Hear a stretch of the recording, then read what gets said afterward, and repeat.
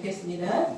날마다 마음을 같이하여 성전에 모이기로 힘쓰고 집에서 떡을 떼며 기쁨과 순전한 마음으로 음식을 먹고 하나님을 찬미하며 또 온 백성에게 칭송을 받으니 주께서 구원받는 사람을 날마다 더하게 하시니라. 아멘. 할렐루야. 아멘. 거룩한 주일 예배 가운데 나오신 성도 여러분들을 주님의 이름으로 축복합니다. 아멘. 오늘은 2022년 새해 첫 주일, 첫 예배입니다. 첫 것이 아주 중요한데 하나님께서는 오늘 우리가 드리는 이 예배를 온전히 받으시고 축복해 주실 줄로 믿습니다. 아멘. 우리 예일기는 주님의 사랑이 따뜻하게 묻어나는 교회입니다. 아멘. 성도 간에 우리 사랑의 마음으로 인사를 나누겠습니다. 새해 복 많이 받으세요라고 축복하겠습니다. 새해 복 많이 받으세요. 새해 복 많이 받으세요. 새해 복 많이 받으세요. 한 번 더 인사하겠습니다. 두 날개로 건강하게 기상하세요. 두 날개로 건강하게 기상하세요. 두 날개로 활짝 기상하시는 복된 새해가 되시기를 주님의 이름으로 축복합니다. 아멘. 오늘은 두 날개로 기상하는 교회라는 제목으로 은혜를 나누겠습니다. 사도행전의 저자는 누가입니다. 누가는 사도행전을 기록한 목적을 1차적으로는 예수 그리스도의 행적과 사도들에게 임한 성령의 역사를 증거하기 위해서 사도행전을 기록했습니다. 두 번째로는 이제 2차적인 목적은 로마인들에게 기독교를 변증하기 위해서 기록하였고요. 3차적인 목적은 유대인들에게 복음의 진실성을 알리기 위해서 사도행전은 기록되었습니다. 사도행전의 핵심은 성령의 활동이며 역사입니다. 또한 성령의 도우심으로 초대교회가 태동되었습니다. 그리고 사도들은 성령의 능력으로 복음의 꽃을 피워낼 수 있었던 것을 누가는 기록하고 있습니다. 요즘의 시대에도 우리가 열심히 주의 일을 해서 선교와 복음을 위해서 목숨을 바쳐 살아가는 사람들은 우리는 성령 행전을 이끌어가는 사람들, 성령 행전을 쓰는 사람들이라고 그렇게 우리는 일컫기도 합니다. 예수님의 십자가 사건, 예수님이 십자가에 못 박혀 돌아가신 그 사건은 당시의 고대 근동 지역을 뒤흔드는 대변혁의 역사를 이루었습니다. 그들은 수천 년 동안에 유대교를 신봉하며 하나님만을 섬겨왔던 것입니다.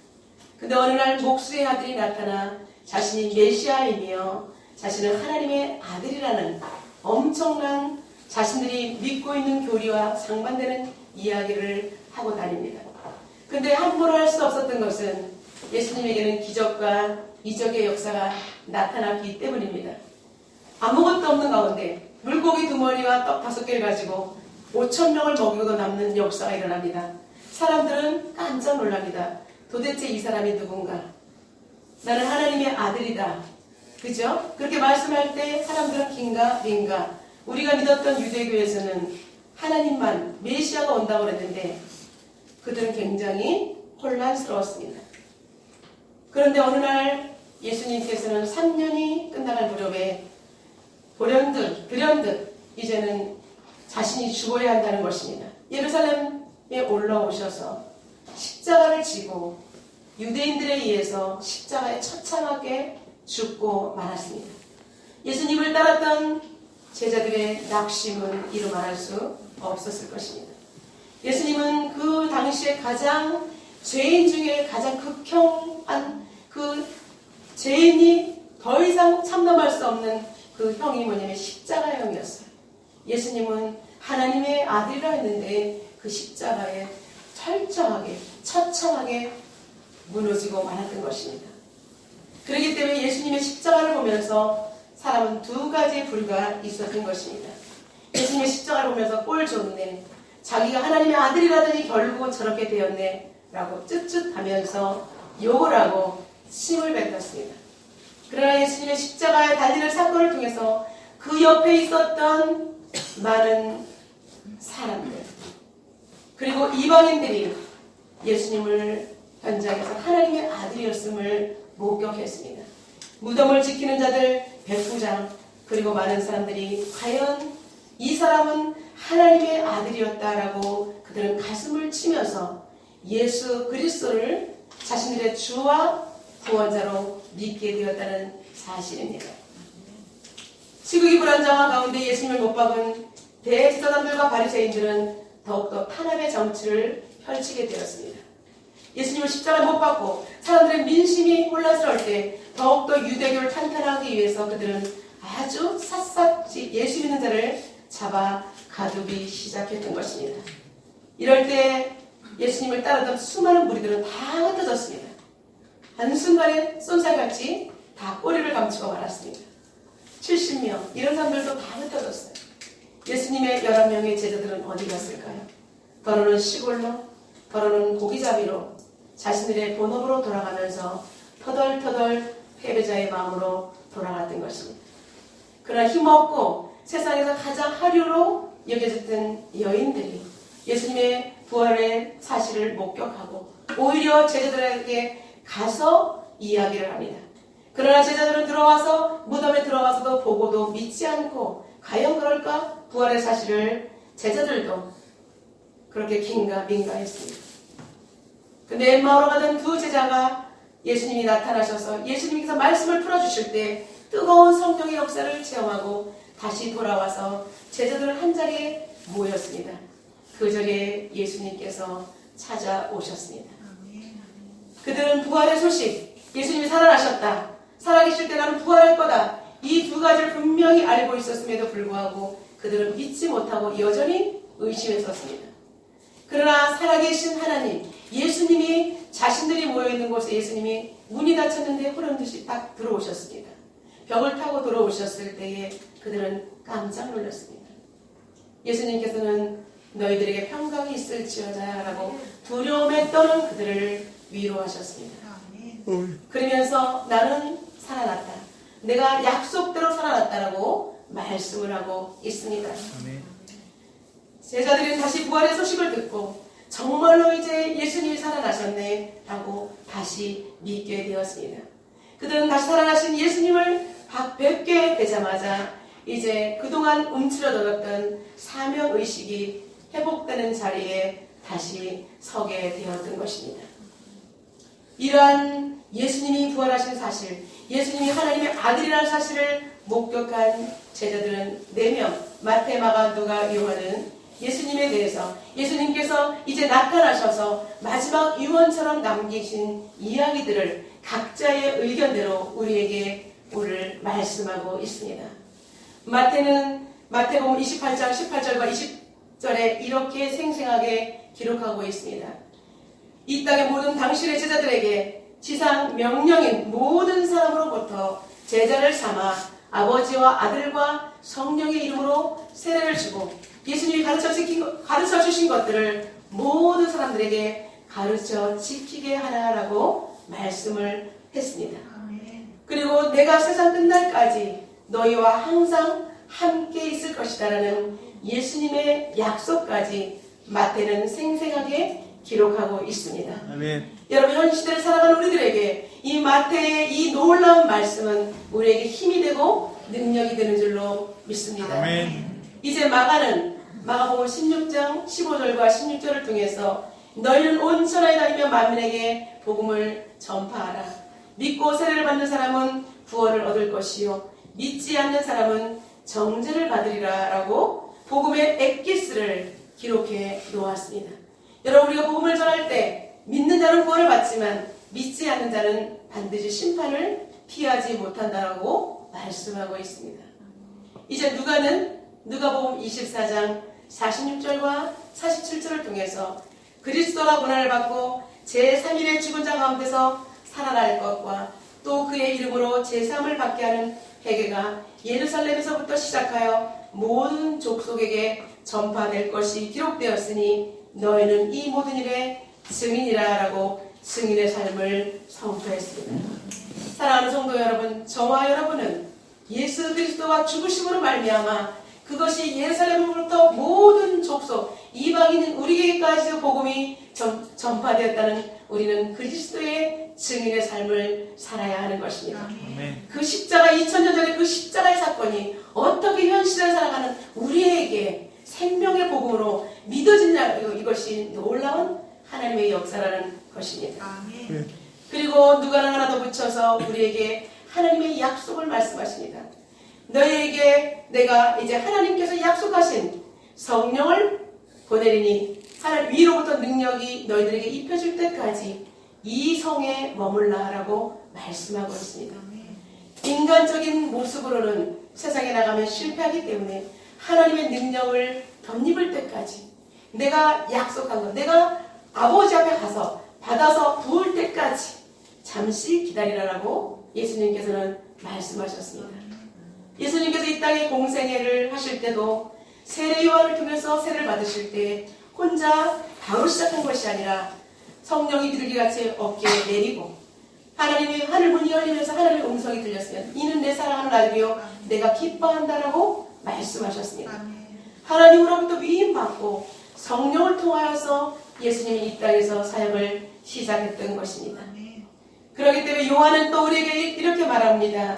요한복음 20장 21절과 22절 통해서 부활하신 주님이 제자들에게 모인 곳에 오셔서 제자들에게 손과 옆구리를 보이시고 두 번씩이나 평강을 선포하셨습니다. 너희에게 평강이 있을지어다.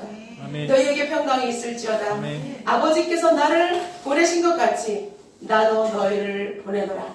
아멘. 예수님께서는 하나님으로부터 위임받아서 우리를 제자 훈련시키시고 우리를 제자 삼아서 세상에 파송시키신다는 파송식을 선언하셨습니다. 아버지께서 나를 보내신 것 같이 나도 너희를 보내노라. 우리는 주님의 제자인 줄로 믿습니다. 아멘. 그리고 이 말씀을 하시면서 우리에게 이렇게 말씀하십니다. 성령을 받아라. 아멘.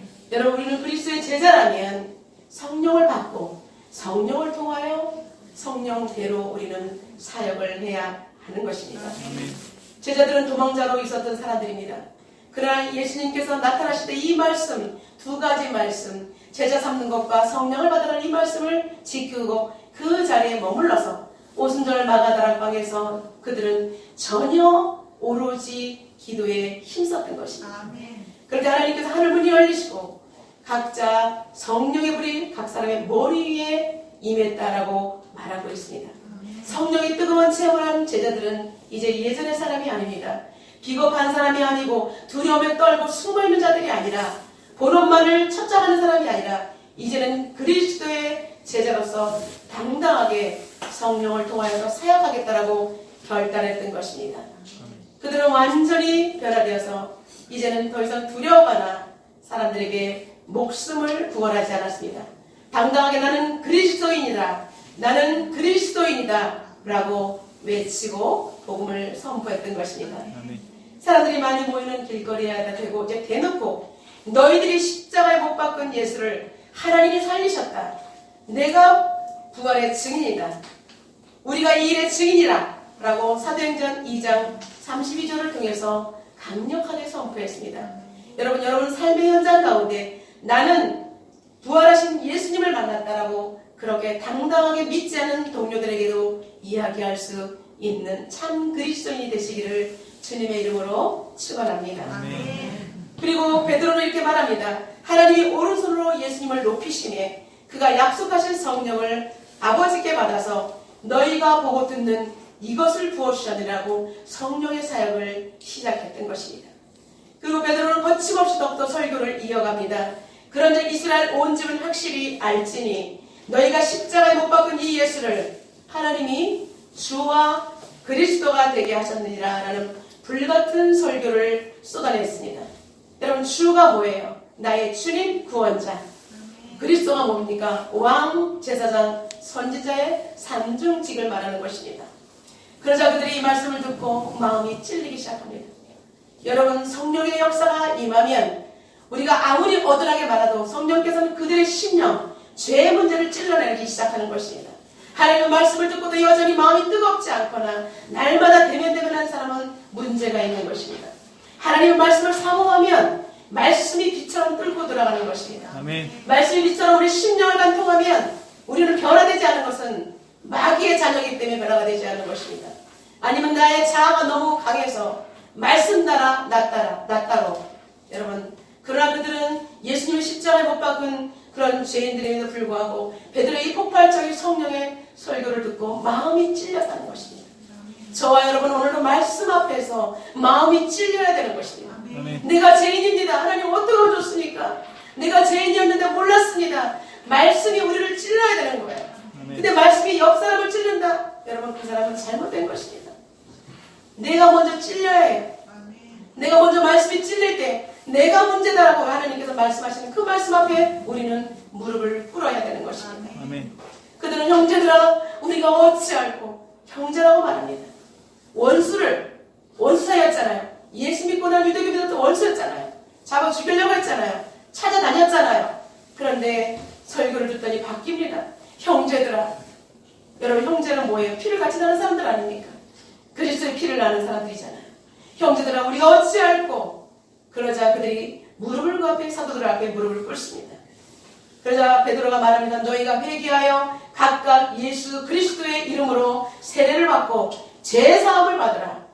그리하면 성령을 선물로 받으리니. 그리고 이 패역한 세대에서 구원을 받으라라고 목청을 돋우어서 복음을 선포했습니다. 사랑하는 성도 여러분, 우리는 많은 사람들을 살려내야 합니다. 그 사람을 인격적으로 대한다고 복음을 얘기하지 않는 것, 인격적으로 대하는 거 아닙니다. 죽어가는데 그냥 내버려 두는 거예요. 우리는 성령의 사람이라면 죽어가는 영혼을 보고 가슴이 저려서 견딜 수 없고 내가 복음을 전하지 않으면 견딜 수 없는 심령이 불같이 일어나는 역사가 일어나야 되는 것입니다. 아멘. 복음을 들은 그 사람들은 그 자리에서 나는 그리스도인이 되겠습니다. 손을 들었습니다. 세례를 받는 것입니다. 그리스도인이 된다는 징표, 세례였습니다. 여러분 세례가 무엇입니까? 죄와 함께 무덤에 장사, 예수님 십자가에 죄인으로 달리셔서 우리를 대표해서 우리의 죄를 지시고 십자가에서 죽으시고 무덤에 장사됐잖아요. 우리의 죄는 이제 예수님 옆에 전가되어서 무덤에 장사됐습니다. 이것이 물속입니다. 물속에 들어가서 이제는 모든 것을 버리고 일어나는 것입니다. 부활입니다. 세례는 물속에 들어갔다 나오는 것. 여러분 우리는 죄 문제를 예수님께 전가되어서 이제 죄 없으신 예수님이 부활하심으로 말미암아 우리는 부활의 신앙에 동참되었다는 것이 세례의 징표인 줄로 믿습니다. 아멘. 물세례가 있고 우리는 성령의 불세례를 받아야 되는 것입니다. 그래서 그 자리에서 그들은 세례를 받았습니다. 여러분 세례는 그리스도인에게서 아주 중요한 것입니다. 나는 이제 옛사람을 버리고 이제는 그리스도인이 되겠다는 것이 바로 세례인 것입니다. 아멘. 이제 그 자리에서 자신의 믿음의 고백이 있는 자들에게는 바로 세례와 침례가 시행되었습니다. 그날에 그리스도인이 된 사람이 3천이나 되었다고 누가는 오늘 본문 앞에서 생생하게 증언하고 있습니다. 여러분 요즘에도 3,000명이면 엄청 많습니다. 그런데 그 당시에 3,000명이라는 것은 지금의 3,000명 이상을 육박한다라고 생각합니다. 예루살렘 전체가 뒤집어지는 놀라운 성령의 역사였습니다. 여러분 이것이 복음의 능력입니다. 아멘. 1907년 평양 대붕의 운동이 있었을 때에 평양에서부터 우리나라 제주도까지 성령의 놀라운 역사가 일어났던 것처럼 다시 한번 우리도 성령의 행전, 복음의 행전이 쓰여지기를 주님의 이름으로 축원합니다. 아멘. 오늘 본문은 초대교회 성도들의 생활상이 잘 나타나 있습니다. 그들이 이제는 사도들을 통해서 복음을 받아 듣고 어떻게 교회 생활을 했는지를 잘 보여주고 있습니다. 그들은 집으로 돌아가지 않습니다. 복음을. 그리고 교회에 몰려와서 사도들 앞에 앉았다는 사실입니다. 그들의 가르침을 받았고 교제를 했으며 떡을 뗐고 오로지 기도하기를 힘썼다라고 말하고 있습니다. 그들은 그냥 이제 대면대면 예수를 믿는 것이 아니라 이 복음의 진리가 과연 무엇인가? 그리고 이 사도들은 똑같은 우리와 같은 범상한 사람들인데 똑같은 사람들인데 이 사람들에게 나타나는 능력은 무엇이며 이것을 주시는 분은 과연 누구인가? 그들은 하나님에 대해서 알고자 그렇게 성전으로 모여들었던 것입니다. 사도들의 가르침을 그들은 인간의 말로 받지 않았습니다. 하나님께서 주시는 가르침으로 인정했기 때문에 사도들은 절대적인 권위가 있었습니다.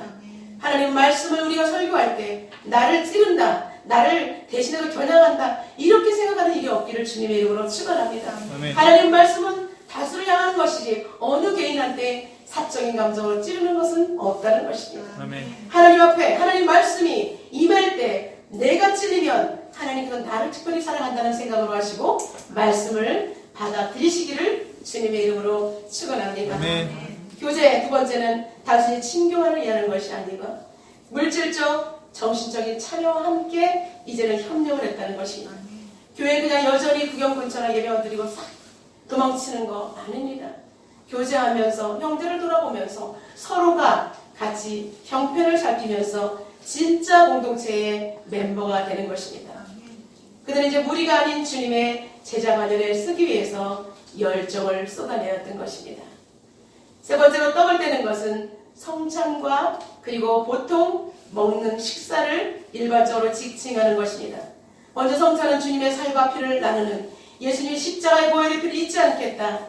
그리고 주님의 살이 찢겼기 때문에 나의 죄 때문에 찢겼기 때문에 주님의 고통 때문에 내가 살았기 때문에 결코 나는 이제는 죄인의 모습에 머물러 있지 않겠다라 생각하는 것이 주님의 피와 살을 먹고 마시는 것입니다.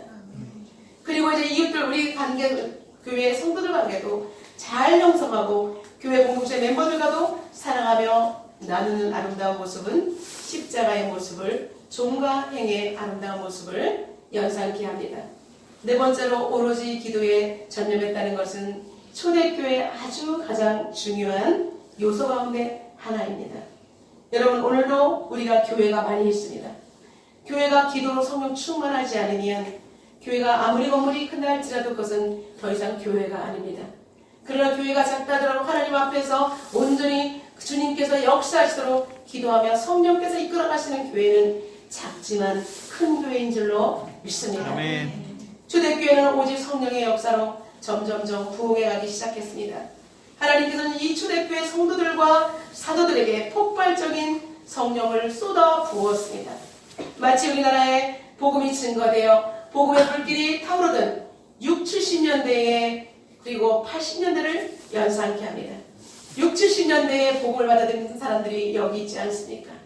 지금 우리가 지금 이렇게 허리 역할을 통해서 열심히 복음을 증가할 때 다음 세대에게 복음이 끊어지지 않고 잘 전수될 것을 주님의 이름으로 믿습니다. 아멘.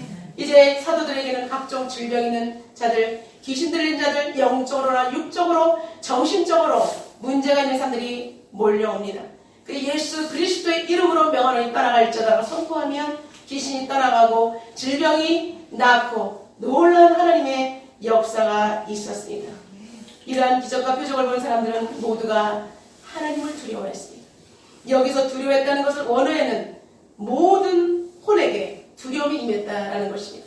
근데 인간적으로 이게 두려움이 아니라 정말 뼛속 깊이 하나님이 믿어지는 그 은혜, 하나님은 살아계시다, 하나님은 정말 우리의 주인이시고 우주 만물을 주신 그 하나님이시다, 예수님을 통해서 성령님을 통해서 우리가 이렇게 구원을 받았다라고 모두가 두렵고 떨림으로 하나님을 온전히 믿었다는 것입니다. 이렇게 하나님을 경외함으로 진심으로 모든 사람들이 예수님을 믿는 일에, 하나님을 믿는 일에, 성령님을 믿는 일에 모두가 한결같은 마음으로 전심전력을 했다는 것입니다. 사랑하는 성도 여러분, 여러분 지금 하나님을 어떤 하나님으로 믿고 계십니까? 하나님이 정말 여러분의 가슴을 뛰게 하시는 분이 맞습니까? 하나님이 정말 지금도 살아계셔서 내가 지금 꼬집으면 아픈 것처럼 하나님이 그렇게 느껴지십니까? 아니면 대면 너무나 익숙해서 하나님이 계신지 하나님이 옆에 계신지 안 계신지도 모르고 하나님을 느끼려 해도 도대체가 하나님이 느껴지지 않는 현 시대의 현 상태인지 아닌지 여러분 점검해 보시기 바랍니다. 여러분의 가슴이 뛴다면 하나님이 살아계시는 것이고, 여러분의 가슴이 뜨겁지도 않고 차지도 않다면 여러분은 하나님이 여러분과 함께 있지 않은 증거인 것입니다. 하나님은 그때 우리에게 요청하시는 것이 있습니다. 하나님은 우리와 친구가 되기를 원하십니다. 하나님은 우리와 교제하기를 원하십니다. 그냥 멀리 가끔가다 이러는 것이 아니라 날마다 눈과 눈을 맞추고, 그리고 작은 사건에도 큰 박수 치면서 이야기하고 공감할 수 있기를 원하시는 것입니다. 하나님은 우리를 연하는 감정으로 순간순간 정말 하나님은 눈길을 맞추기를 원하시는 사랑의 하나님이신 줄로 믿습니다. 그리고 생동감 넘치는 사랑을 원하시는 우리 하나님은 진짜 사랑꾼인 줄로 믿습니다. 우리 옆 사람을 축복하겠습니다. 하나님과 영원히 콩깍지가 벗겨지지 마세요 라고 인사하겠습니다. 하나님과 영원히 콩깍지가 벗겨지지 마시기 바랍니다. 여러분, 하나님을 사랑하는 마음, 여러분 콩깍지가 벗겨지지 않으면 여러분의 삶은 굉장히 행복한 것입니다. 우리 하나님하고 조금만 알고 있어도 하나님은 엄청난 사랑을 부어주시기 때문에 결코 콩깍지가 벗겨지는 일은 없어야 될 것입니다. 살아계신 하나님의 역사를 경험한 초대교회 성도들의 신앙생활의 태도는 어떻게 되었을까요? 첫 번째, 그들은 물건을 통용하고 서로의 필요를 채우는 삶을 살았습니다. 우리 44절과 45절 다 같이 한번 읽어보겠습니다.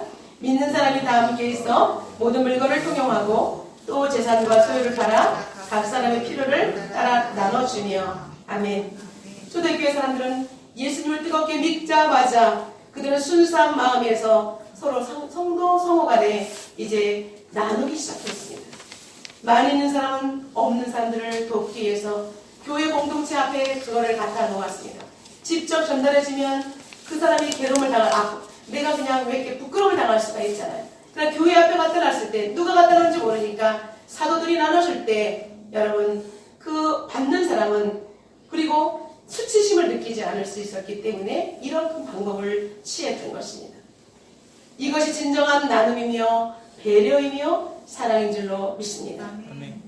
그러나 공산주의자는 공동체의 생활을 자신들의 것으로 갈취해서 부작용을 낳고 말았습니다. 또한 대표적인 이단들도 불법적으로 이 제도를 악용하여 많은 사람들의 재산을 몰수하고 가정을 깨뜨리고 그리고 신앙적으로 많은 부작용들을 낳은 것을 볼 수가 있습니다. 우리 예일교회는 초대교회 성도들이 하는 것처럼 그렇게 부재와 나눔, 섬김을 잘 지혜롭게 하는 우리가 되기를 주님의 이름으로 축복합니다. 아멘. 두 번째, 그들은 성전에 모이기를 힘썼습니다. 날마다 마음을 같이 성전에 모이기를 힘쓰고 집에서 떡을 떼며 기쁨과 순전한 마음으로 음식을 먹었다라고 말하고 있습니다. 이 부분이 바로 두 날개의 모습을 말하는 것입니다. 모이는 교회, 원형 우리 교회를 말하는 것입니다. 그리고 흩어지는 교회는 가정 예배를 말하는 것입니다. 가정에서 열리는 목장 예배를 말하는 것입니다. 그래서 모여서 공동체가 예배하는 대그룹의 큰 날개와 이제 모일 작은 소그룹, 인원들 10명에서 12명까지 수용할 수 있는 공동체가 같이 나눌 수 있는 그러한 작은 그룹을 소그룹이라 하는데 친교와 말씀을 나누면서 삶에 적용하는 소그룹의 목장, 그래서 이 작은 날개와 큰 날개 두 개의 균형을 갖추는 것을 우리는 두 날개 비전이라고 합니다. 사도행전 5장 42절에도 이렇게 말씀하고 있습니다. 그들이 날마다 성전에 있든지 집에 있든지 예수는 그리스도라고 가르치기와 전도하기를 그치지 아니하니라. 아멘. 우리가 모인 말씀대로 우리가 수용하고 삶 속에서 모여서 또 교제하고 나누면서 그곳에서 양육이 이루어지고 전도가 이루어졌다는 사실입니다. 그들이 잘 모를 때는 1대1로 가르쳐주면서 그들을 양육해서 교회 공동체의 멤버로 잘 들어올 수 있도록 그렇게 더욱 든든하게 했다는 것입니다. 사도행전 20장 20절 말씀에는 유익한 것은 무엇이든지 공중 앞에서나 각 집에서 거리낌이 없이 여러분에게 전하여 가르쳤다라고 말하고 있습니다. 여러분 집에서 가르치는 것, 가장 작은 단위에서 여러분 우리는 얼마든지 사람들을 가르칠 수가 있습니다. 그러나 이단 신천지가 이걸 많이 이용하기 때문에 여러분 다른 곳에 가서 성경 공부를 해서는 안 되고 교회가 인정하는 공식 목장에서 모두 참여하시기를 주님의 이름으로 축원합니다. 초대교회 성도들은 모이는 열성과 소그룹인 목장교회에서의 나눔과 실천을 너무나 두 가지를 너무나 잘 균형 있게 감당했습니다. 모여서 예배만 드리고 흩어지면 더 이상 아무것도 아닙니다. 그 당시는 모여서 찬양하면 웅장한 것 같지만 삶 속에서 사람들과 관계가 없다면 그 사람은 지속력이 없고 결속력이 없고 나중에 위급한 일을 당할 때 혼자라는 사실 때문에 상실감이 찾아올 것입니다. 그러나 교회에서 뜨겁게 성령을 체험한 그런 리더들이 파송되어서 각 목장을 이룰 때 목자원으로 들어간 사람들은 그곳에서 또 목자의 리더십 속에서 돌봄을 받기 때문에 우리는 교회 와서도 돌봄을 받고 목장에서도 돌봄을 받기 때문에 두 날개로 건강하게 성장할 수가 있는 것입니다. 그래서 요즘에는 너무 대형교회 모이는 것에만 힘쓰고 흩어지는 것이 잘 안 되었을 때는 문제가 생기는 것입니다. 그러나 우리 일교는 두 날개로 비상하라는 올해 교회 표어대로 이제는 모이는 교회와 흩어지는 교회 두 기능의 균형을 위해서 목장교회 생활이라는 그런 과목을 훈련 교재로 사용하고 있습니다. 이제 흩어지는 교회인 목장교회의 사명은 무엇일까요? 목장교회는 복음전도를 통해서 구원받은 성도들에게 가족이라는 것을 제공하는 것입니다. 우리는 가족이다. 소그룹에서 이제 대그룹에서 배웠다면 소그룹에서 체험하는 것이죠. 그래서 교회 정착과 영적인 성숙, 공동체적인 사역을 배우는 것입니다. 교회에서 보면 우리가 선교도 하고 구제도 하잖아요. 근데 목장에서 똑같이 그렇게 하는 것입니다. 모든 사람이 이제 목자 한 사람이 다 하는 것이 아니라 목자가 이끌어가는 리더십을 발휘하고 거기에 찬양부장, 그리고 봉사부장, 기도부장 이렇게 모든 목장원들이 교회 역할처럼 교회도 보면 장로님, 권사님, 집사님이 있어서 모든 역할을 함께 감당하는 것처럼 이 작은 교회 목장에서도 이러한 기능들이 거기서 이루어진다는 것입니다. 선교사들을 돕고 그리고 주변의 어려운 사람들을 자기들이 찾아서 도울 수 있는 근데 이것을 교회와 연합을 항상 한다는 사실입니다. 그래서 목장교회는 모두 멤버가 하나 이상의 직분을 감당함으로 말미암아 사역에 동참하면서 기쁨을 누리는 거예요. 우리가 주님의 일을 하는구나 라고 기쁨을 누리게 되는 것입니다. 이제 초대교회는 세 번째 부흥과 성장을 이뤄낼 수가 있었습니다. 47절 다 같이 한번 읽어보겠습니다. 하나님을 찬미하며 또 온 백성에게 칭송을 받으니 주께서 구원받는 사람을 날마다 더하게 하시니라. 아멘. 우리 옆 사람을 축복하겠습니다. 목장으로 모이시다. 목장으로 오세요. 네, 한번 소개하겠습니다. 목장으로 오세요. 네. 예, 올해 우리가 이제 목장을 열 때 여러분 목장으로 오시고 목장으로 모이시기를 주님의 이름으로 축원합니다. 이제 이렇게 모이는 교회와 흩어지는 교회 두 개의 균형을 갖춘 사람은 사명감이 회복됩니다. 예수님의 제자들 흩어졌을 때 성령을 받기 전에는 흩어졌던 사람들이 다시 예수님을 발견하고 성령을 받았을 때에 균형 있는 하나님의 제자로서 수많은 사람들을 살려내는 그리스도의 증인이 될 수 있었던 것처럼 우리는 모이는 교회와 흩어지는 이 교회 두 가지 기능을 잘 감당할 때 우리는 사명자로 우뚝 설 수 있게 되는 것입니다. 사명자는 제자를 배출할 수 있습니다. 사명자는 제자를 배출할 수가 있습니다. 왜냐하면 예수님이 우리의 목자장이 되시기 때문에 우리도 그렇게 할 수가 있는 것입니다. 사랑하는 뵙겠습니다. 2022년 새해 이민년에는 복음의 능력이 더 크게 나타나므로 두 날개로 건강하게 비상하는 멋진 해가 되시기를 주님의 이름으로 축원합니다. 여러분의 소중한 가정 그리고 자녀들 여러분 두 날개로 건강하게 비상하시기를 축복합니다. 아멘. 여러분의 산업과 직장과 일터 사업에 건강하게 두 날개로 비상하시기를 주 예수 이름으로 선포합니다. 아멘. 그래서 우리가 지역 복음화, 민족 복음화, 세계 복음화를 위해서 높이 멀리 비상하는 일일 공동체가 되시기를 주님의 이름으로 축원합니다. 아멘. 아멘. 우리 이 시간 주신 말씀을 놓고 기도하겠습니다. 하나님께서는 오늘 모이는 교회와 흩어지는 교회를 통해서 우리에게 초대교회의 모습을 말씀하셨습니다. 그동안 우리가 교회에 너무나 잘 알고 있었지만 하나님 제대로 우리가 하지 못한 것이 있다면 하나님 은혜 가운데 다시 한번 우리가 온전히 주님께서 원하는 교회의 기능들을 잘 감당할 수 있는 한 해가 되게 달라고 이 시간 통성으로 기도하겠습니다. 살아계신 하나님 오늘 이 시간 초대교회 모습을 통해서 건강한 교회 모습을 다시 재현해 보기를 간절히 소망합니다. 하나님 아버지 주님을 믿었지만 아버지 성령을 받기 전에는 인간적인 모습 때문에 그들은 두려움의 몸소리를 쳐야 했습니다. 그러나 아버지 십자가에 달리신 예수 그리스도의 부활의 능력으로 성령을 받고 나서 그들은 성령의 역사로 세상을 다스리고 정복하는 성령의 역사가 사도행전이 다시 아버지 쓰여진 것을 볼 수가 있습니다. 하나님 아버지 우리나라 자유대한민국 복음으로 지켜내게 도와주시고 우리 또한 아버지 교회의 기능들이 다시 한번 아버지를 살아날 수 있도록 도와주시옵소서. 모이는 교회와 흩어지는 교회, 대그룹과 소그룹의 아름다운 균형을 통해서 건강한 교회가 실현되게 하여 주시옵소서. 독수리가 에게서 올라 날아오르게 하여 주시옵소서.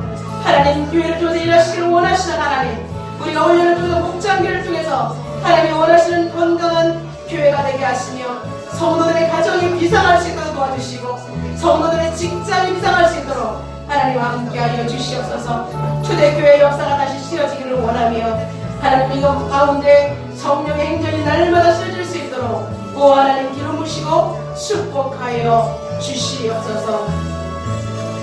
하나님 감사합니다. 저희들에게 하나님 아버지 성령의 행전을 써갈 수 있도록 은혜를 베풀어 주심을 진심으로 감사합니다. 또 나에게로 건강하게 비상할 수 있도록 우리에게 표어를 주신 하나님, 말씀을 주신 하나님, 비전을 주신 하나님, 이대로 이루어질 수 있도록 예일교회 성도를 축복하여 주옵소서. 예수님의 이름으로 기도드려옵나이다.